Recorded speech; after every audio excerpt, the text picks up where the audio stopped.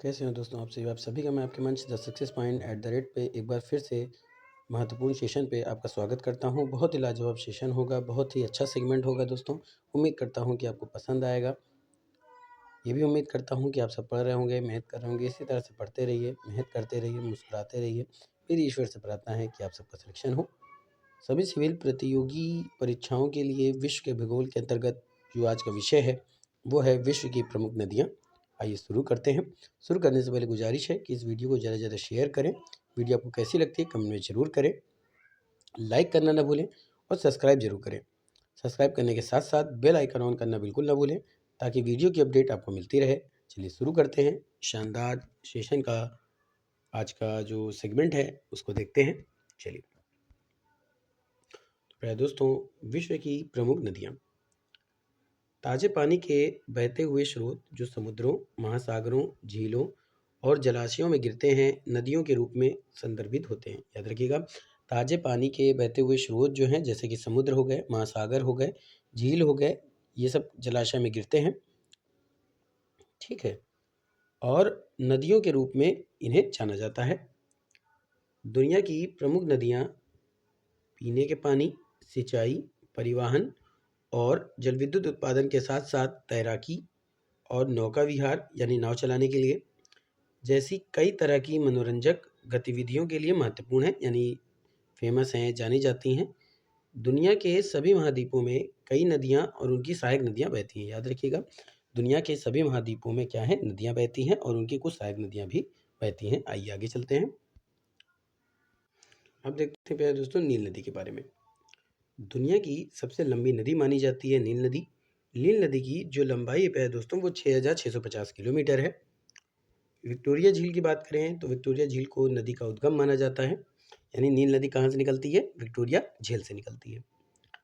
नदी का मार्ग मिस्र, Uganda, Ethiopia, Kenya, Tanzania, Rwanda, Congo, लोकतांत्रिक गणराज्य इरिट्रिया, बुरुंडी, सूडान और दक्षिण सूडान से होकर गुजरता है। यानी ये जो नील नदी है इसका मार्ग कहाँ कहाँ से गुजरता है, मिस्र से, युगांडा से, इथोपिया से, केनिया से, तंजानिया से, रवांडा से, कांगो से, लोकतांत्रिक गणराज्य से, इरिट्रिया से, बुरुंडी से, सूडान से, दक्षिण सूडान से होकर गुजरता है।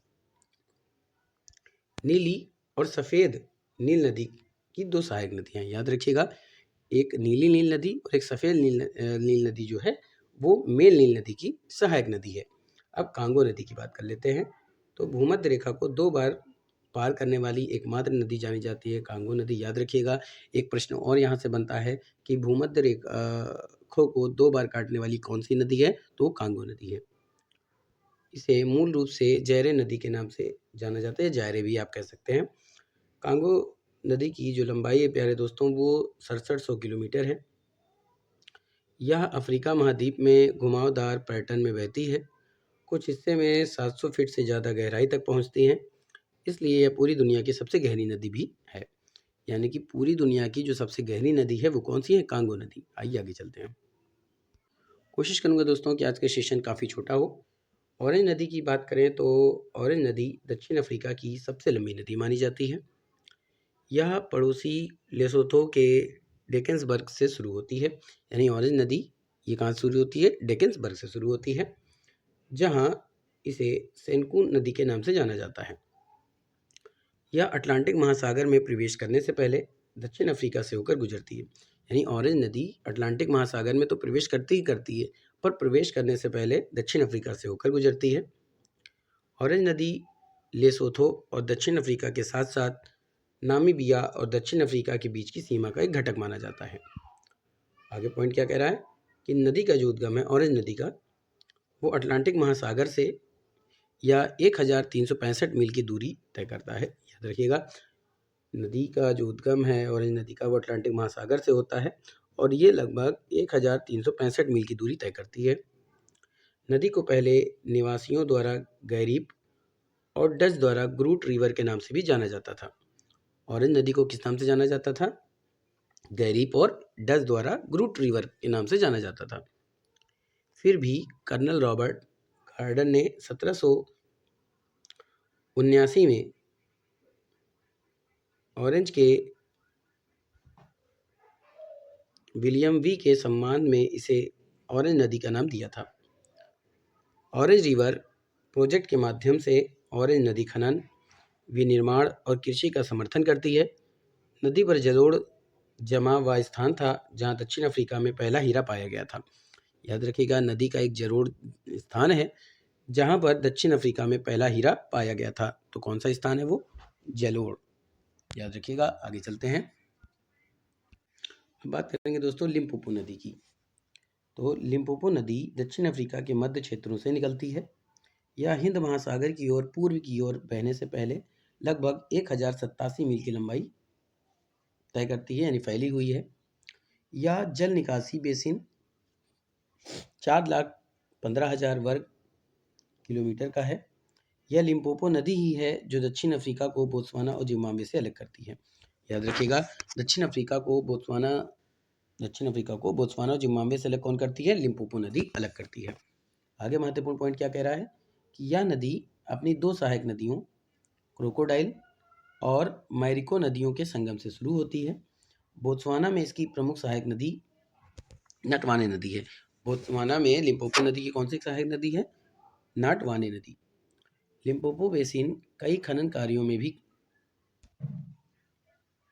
फेमस है, फिर भी बाढ़ के कारण नुकसान और क्षति हुई है इसकी। किसकी? लिम्पोपो नदी की। याद रखिएगा दोस्तों, काफ़ी महत्वपूर्ण point the success point at the rate आपके बीच में लेकर आता है। महत्वपूर्ण टॉपिक मैं लेकर आता हूं जिससे आप अपने लक्ष्यों के बहुत करीब पहुंच सकें, आपको ये नॉलेज हो सके कि कौन सा पॉइंट आता है, कौन से किस तरह से प्रश्न पूछे जाते हैं।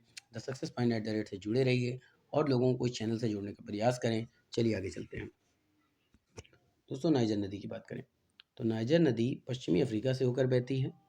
नाइजीरिया, नाइजर, माली और गिनी जैसे देशों से होकर यह गुजरती है और एक विशाल डेल्टा से होकर गिनी की खाड़ी में गिरती है। बात समझिए दोस्तों, ये जो नाइजर नदी है वो कहाँ गिरती है? ये डेल्टा, विशाल डेल्टा से होकर गिनी की खाड़ी में गिरती है। याद रखिएगा, कहाँ गिरती है? गिनी की खाड़ी में गिरती है। चलिए आगे चलते हैं। जिसे तेल की नदियाँ कहा जाता है, यानी नाइजर नदी को तेल नदियाँ भी कहा जाता है। नाइजर नदी पश्चिमी अफ्रीका की प्रमुख नदी मानी जाती है, जो 2500 मील यानी लगभग 4180 किलोमीटर से अधिक लंबी है। नाइजर अफ्रीका की तीसरी सबसे लंबी नदी है। अफ्रीका की तीसरी सबसे लंबी नदी कौन सी है? नाइजर नदी, जो केवल नील और कांगो नदी के नाम से भी अधिक लंबी है। इसकी प्रमुख सहायक नदी कौन सी है? बेन्यू नदी। नाइजर नदी की जो सहायक नदी है वो कौन सी है? बेन्यू नदी। जाम्बेजी नदी की बात करें तो बड़ी बड़ी हाथियों जैसे भैंसों, दरियाई घोड़ों, मृगों और मगरमच्छों सहित कई प्रतिष्ठित अफ्रीकी प्रजातियों के जीवन को बनाए रखती है। साथ ही जाम्बियन हाईलैंड्स और हिंद महासागर में इसके मामूली स्रोत के बीच रहने वाले लोग भी शामिल हैं। यह अंगोला, नामीबिया, बोत्सवाना और जिम्बाब्वे के कुछ हिस्सों से होकर गुजरती है। जाम्बेजी नदी कहाँ से गुजरती है? अंगोला, नामीबिया, बोत्सवाना और जिम्बाब्वे के कुछ हिस्सों से होकर गुजरती है। जैसे जैसे यह पूर्व की ओर बढ़ती है, जाम्बेजी गति पकड़ती जाती है और अपने बेसिन में कई समुदायों को भरपूर बिजली प्रदान करती है। जाम्बेजी नदी जो है क्या करती है? बिजली भी प्रदान करती है। जाम्बिया, जिम्बाब्वे को करीबा बांध से बिजली मिलती है। जाम्बिया और जिम्बाब्वे को करीबा बांध से बिजली मिलती है, जबकि मोजाम्बिक और दक्षिण अफ्रीका को काहोरा बासा बांध से बिजली मिलती है। ये दोनों जलविद्युत संयंत्र अफ्रीका के सबसे बड़े संयंत्रों में से एक हैं। विक्टोरिया फॉल्स निसंदेह जाम्बेजी की सबसे उल्लेखनीय विशेषता है। विक्टोरिया फॉल्स जो है वो जाम्बेजी नदी की एक उल्लेखनीय विशेषता मानी जाती है। आगे चलते हैं दोस्तों। अब देखते हैं एशिया में कौन कौन सी सहायक नदियाँ हैं या कौन कौन सी नदियाँ हैं। तो पहली गंगा नदी है। गंगा नदी की बात करें तो बांग्लादेश और भारत से होकर गुजरती है। यह नदी 2510 किलोमीटर लंबी है और एक उल्लेखनीय स्थल है, लेकिन यह अपने गहन धार्मिक महत्व के लिए अधिक जानी जाती है। गंगा नदी अपने धार्मिक महत्व के लिए जानी जाती है। हिंदू संस्कृति और धर्म में गंगा को दुनिया में सबसे अधिक पूजनीय जल निकाय माना जाता है। पौराणिक कथाओं में यह नदी देवी गंगा का प्रतिनिधित्व करती है, जो पर्वत देवता हिमालय की संतान थी। अब ब्रह्मपुत्र नदी की बात करें चीन, भारत, बांग्लादेश ऐसे देश हैं जिनसे ब्रह्मपुत्र नदी 2391 मील यानी 3898 किलोमीटर की दूरी तय करके गुजरती है। पहाड़ों में अपनी स्रोत से चीन के तिब्बत स्वायत्त क्षेत्र से पूर्व की ओर बहती है और फिर भारत में प्रवेश करती है। ब्रह्मपुत्र नदी उस स्थान से यह नदी बंगाल की खाड़ी में गिरती है। ब्रह्मपुत्र नदी कहाँ गिरती है? बंगाल की खाड़ी में गिरती है। इस दौरान यह बांग्लादेश और असम से होकर भी गुजरती है। आगे चलते हैं।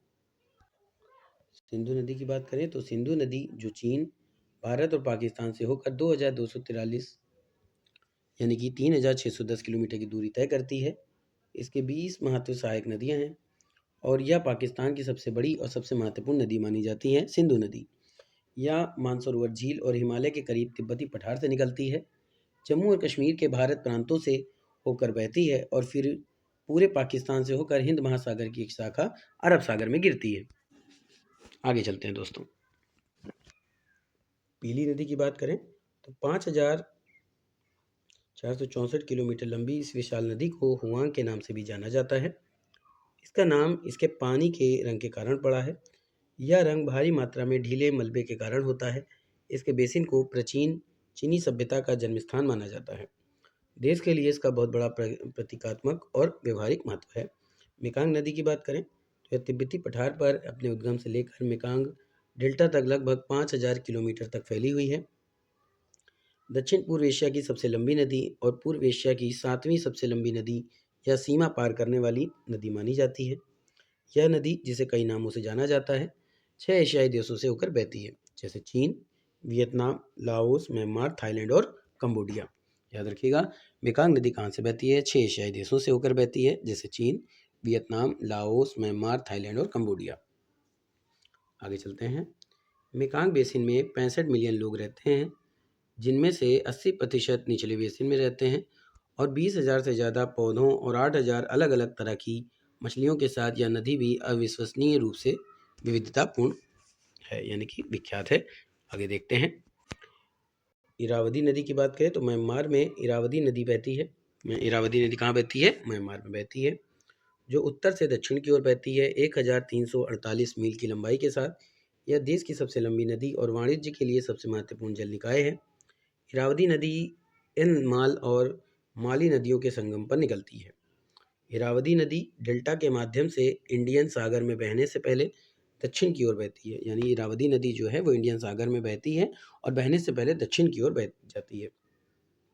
नदी द्वारा लगभग 2,55,000 वर्ग किलोमीटर का क्षेत्र जल से भर जाता है। आगे देखें तो इरावदी नदी कई तरह के जीवों का घर है, जिसमें मछलियों की 43 अलग अलग प्रजातियां शामिल हैं। नदी चावल की सिंचाई के लिए भी पानी उपलब्ध कराती है। आयात निर्यात, पारगमन और एक महत्वपूर्ण साधन है। पर्यावरणविदों द्वारा व्यक्त की गई चिंता के बावजूद नदी के किनारे 7 जल विद्युत बांध बनाने का काम अभी भी चल रहा है। इरावदी नदी पर 7 जल विद्युत बांध बनाने का काम चल रहा है, याद रखिएगा। आगे चलते हैं। साल्वीन नदी की बात कर लेते हैं। तो साल्वीन नामक 1491 मील लंबी नदी तिब्बत पठार से निकलती है। यह 3 देशों से गुजरने के बाद दक्षिण पूर्व एशिया में अंडमान सागर में प्रवेश करती है। यह चीन, म्यांमार, थाईलैंड में फैले 3,20,000 वर्ग किलोमीटर के जल क्षेत्र को जल से भर देती है। आगे चलते हैं दोस्तों।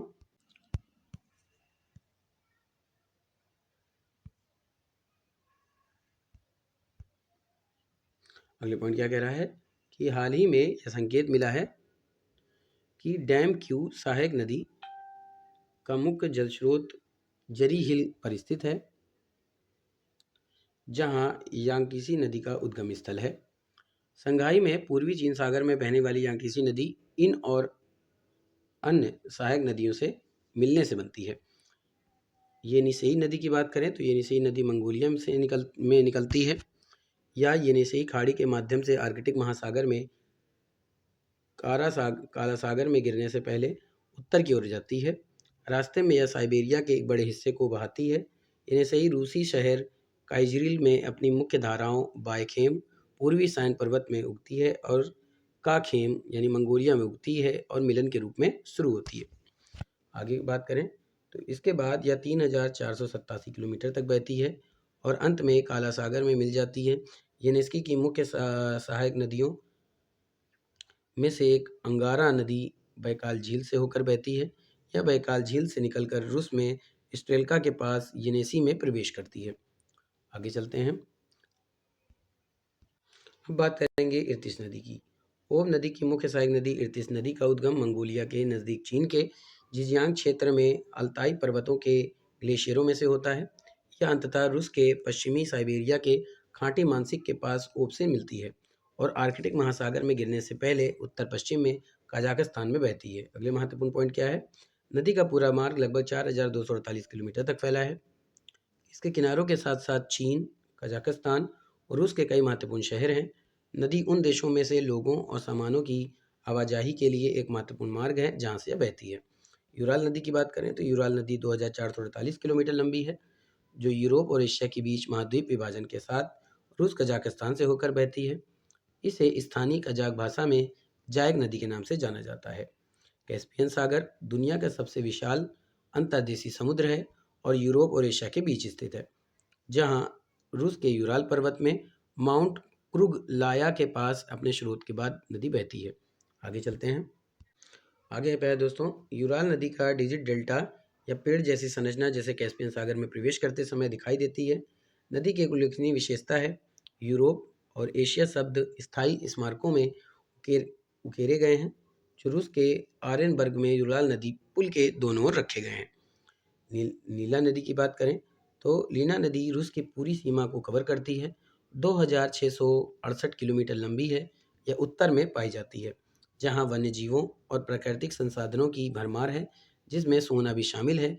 यह नदी बैकाल झील के ठीक पूर्व में बैकाल रेंज में उत्पन्न होती है और मुख्य रूप से रूसी गणराज्य शाखा से होकर गुजरती है और अंत में येनिशी नदी में मिल जाती है और लेप्टेव सागर तक एक विशाल चाप बनाती है, जो आर्कटिक महासागर का एक हिस्सा है, जहां यह खाली हो जाती है। आगे चलते हैं।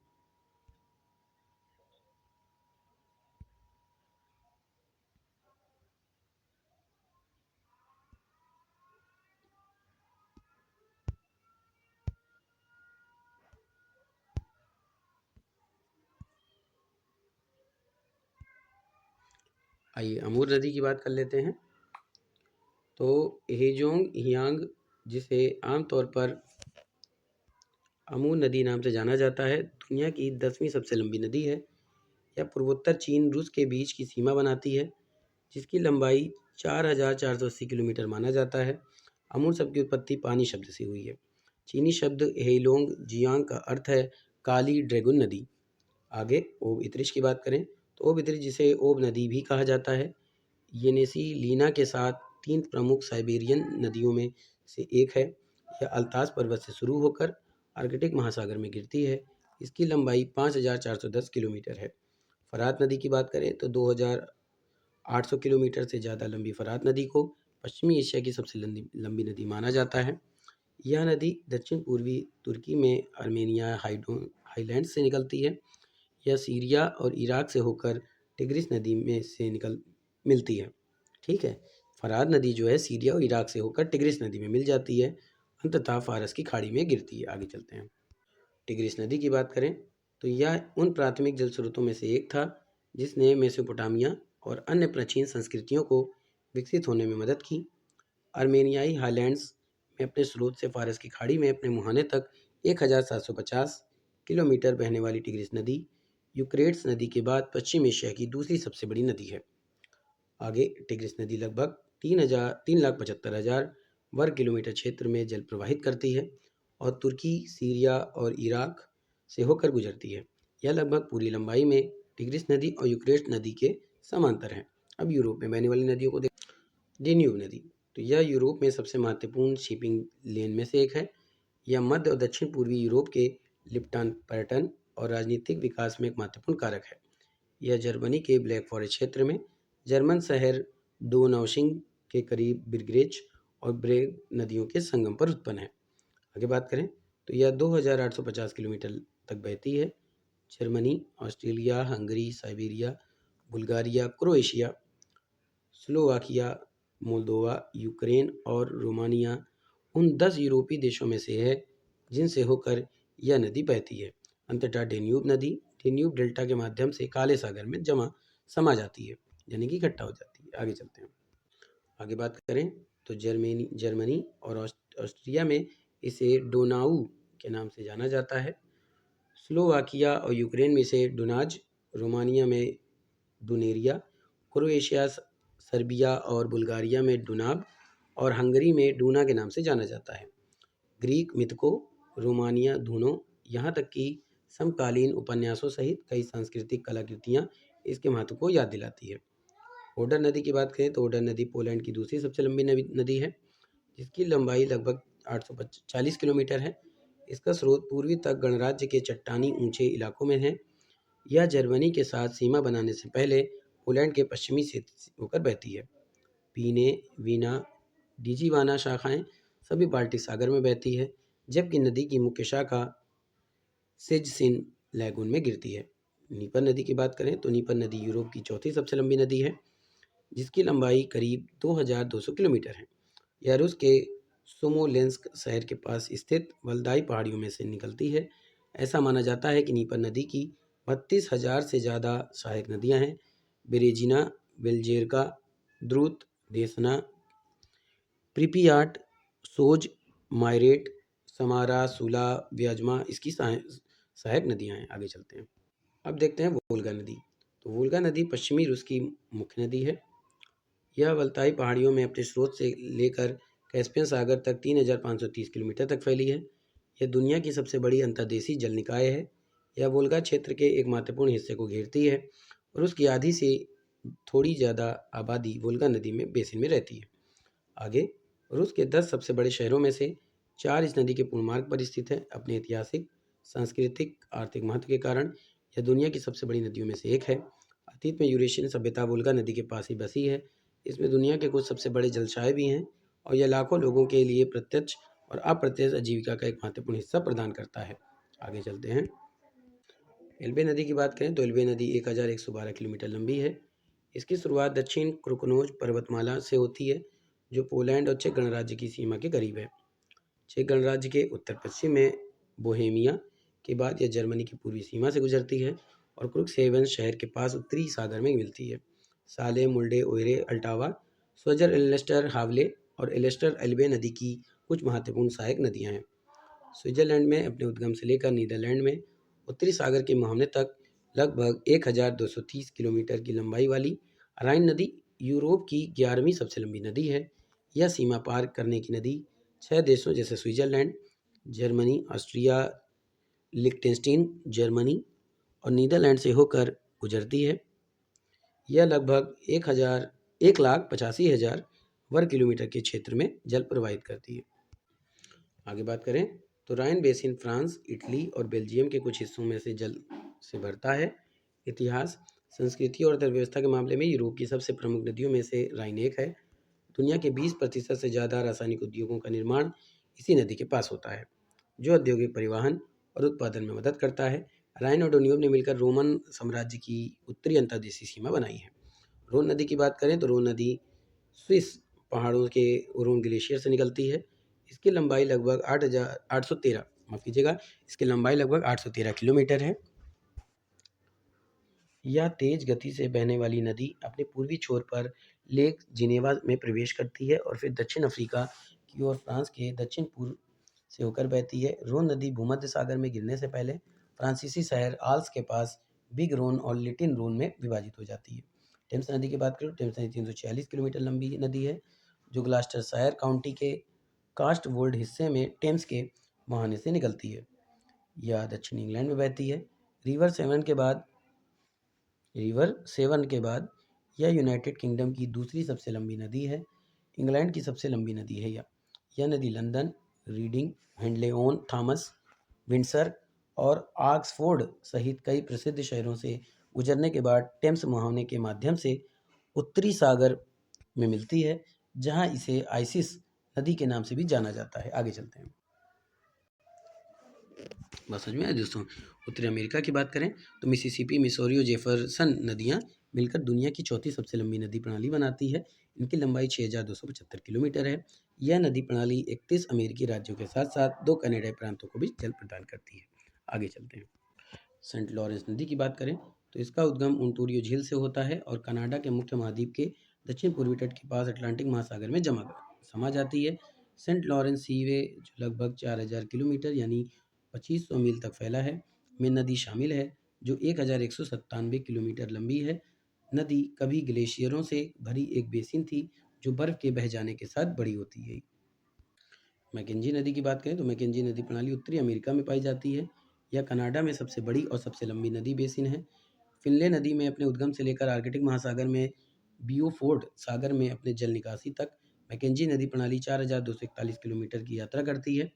साथ में मैकेंजी और उसकी सहायक नदियाँ एक ऐसे क्षेत्र को जल निकास प्रदान करती है जो कनाडा की कुल भूमि का लगभग 20% हिस्सा मानती है। मैकेंजी नदी की कई सहायक नदी पड़ोसी कनाडाई प्रांतों जैसे ब्रिटिश कोलंबिया, सस्केचेवान, अल्बर्टा और यूकान तक फैली हुई है। भले ही मैकेंजी नदी खुद कनाडा के उत्तरी पश्चिमी क्षेत्रों में पूरी तरह से बहती है। पीस, अथाबास्का और लियार्ड नदियाँ मैकेंजी नदी की कुछ सबसे महत्वपूर्ण सहायक नदी हैं। अथाबास्का झील, ग्रेट स्लेव, ग्रेट बैरियर झील में से कुछ हैं जो मैकेंजी नदी प्रणाली के महत्वपूर्ण घटक माने जाते हैं। मिसौरी नदी संयुक्त राष्ट्र अमेरिका में मिसिसिपी नदी की एक प्रमुख सहायक नदी है। मिसौरी नदी की बात करें तो संयुक्त राज्य अमेरिका में मिसिसिपी नदी की एक प्रमुख सहायक नदी है। बोलेडो नदी की बात करें तो यह नदी दक्षिण पश्चिमी संयुक्त राज्य अमेरिका और उत्तरी मैक्सिको से होकर बहती है। ग्रैंड कैनियन के लिए जानी जाती है। आइए दक्षिण अमेरिका की बात करें तो अमेजन नदी, यह कुल प्रवाह मात्रा के संदर्भ में अमेजन नदी निसंदेह दुनिया की सबसे बड़ी नदी है जिसकी लंबाई 6575 किलोमीटर है। हालांकि दुनिया की दूसरी सबसे लंबी नदी होने का इसका दावा व्यापक रूप से विवादित है, क्योंकि मिस्र की नील नदी ने लंबे समय तक यह खिताब अपने नाम किया है। अमेजन की उत्पत्ति पर बहस विवाद का स्रोत है। 2014 के एक अध्ययन का दावा है कि कार्डिलेरा रूमी क्रूज वह वजह है जहां से अमेजन की शुरुआत हुई थी। पनामा नदी 4880 किलोमीटर लंबी वाली दुनिया की सबसे लंबी नदियों में से एक है। पराना नदी दक्षिण अमेरिका में पाई जाती है। टूबी शब्द पैरा दा ओनावा जिसका अर्थ होता है समुद्री जैसा इसके नाम का स्रोत है।